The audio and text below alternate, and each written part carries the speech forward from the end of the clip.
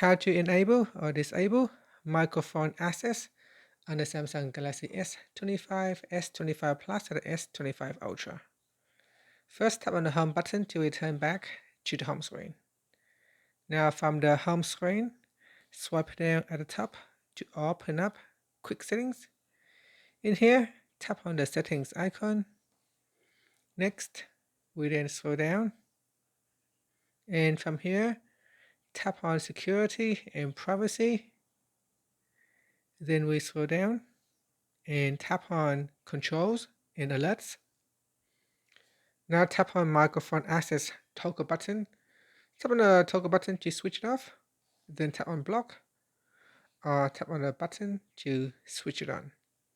And that's it. Finally, tap on the home button to return back to the home screen. Thank you for watching this video. If you found it helpful, please like and subscribe to my channel for more videos.